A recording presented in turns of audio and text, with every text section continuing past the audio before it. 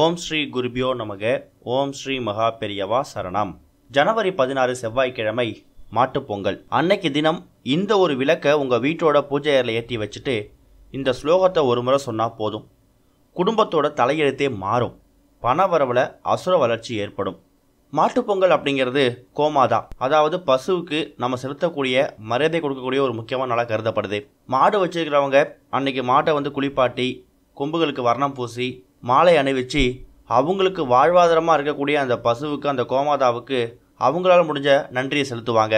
ஆனால் பசுமாடு இல்லாதவங்க மாட்டுப்பொங்கலை எப்படி கொண்டாடணும் அப்படிங்கிற கேள்வி வரும். அதுவும் நகரங்களில் இருக்கக்கூடியவங்க சுத்தமாக மாடு அப்படிங்கிறத பார்க்கறது ரொம்ப அரிதாக இருக்கும்.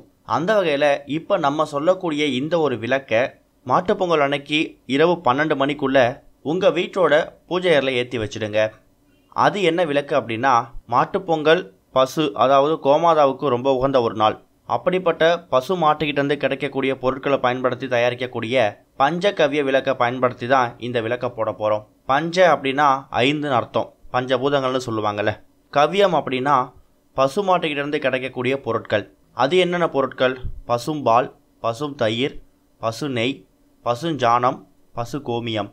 இந்த 5 பொருட்களையும் ஒன்றா சேர்த்து அது மூலயமா ஒரு அகல் விளக்கு மாதிரி ஒரு விளக்கை தயாரிப்பாங்க. அது பேர் தான் பஞ்சகவ்ய விளக்கு. இது எல்லா விதமான நாட்டு மருந்து கடைகள்லையும் ரொம்ப எளிதாக கிடைக்கும், விலையும் கம்மி தான்.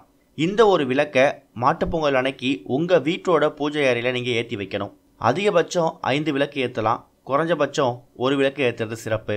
பசுமாட்டுக்கு, கோமாதாவுக்கு நன்றி தெரிவிக்கிற விதமாக பசுமாட்டுக்கிட்டேருந்து கிடைக்கக்கூடிய 5 பொருட்களை பயன்படுத்தி தயாரிக்கக்கூடிய இந்த ஒரு விளக்கை நீங்கள் மாட்டுப்பொங்கல் அன்னைக்கு உங்கள் வீட்டில் ஏற்றி வைக்கிறது உங்கள் வீட்டுக்கு லட்சுமி கடாட்சத்தை ஏற்படுத்தி கொடுக்கும்.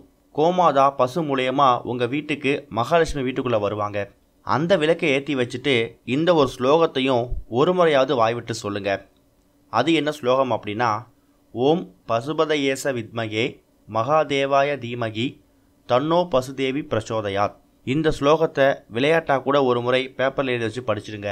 கண்டிப்பாக நீங்கள் மாடு வச்சுருக்கீங்களோ இல்லையோ, உங்கள் வீட்டில் மாட்டுப்பொங்கலை திருப்தியாக கொண்டாடின ஒரு மிகப்பெரிய பலன் உங்களுக்கு கிடைக்கும். மறக்காமல் அந்த பஞ்சகவ்ய விளக்கு குறைஞ்சது ஒரு விளக்காவது வீட்டோட பூஜை அறையில் ஏற்றி வச்சுடுங்க. அது மூலயமா உங்கள் வீட்டில் லட்சுமி கடாட்சம் அதிகமாகும், குடும்பத்தோட தலையெழுத்தே மாறும், செல்வ செழிப்பு அதிகமாகி பண வரவில் அசுர வளர்ச்சி ஏற்படும். ஓம் ஸ்ரீ குருபியோ நமக. ஓம் ஸ்ரீ மகா பெரியவா சரணம்.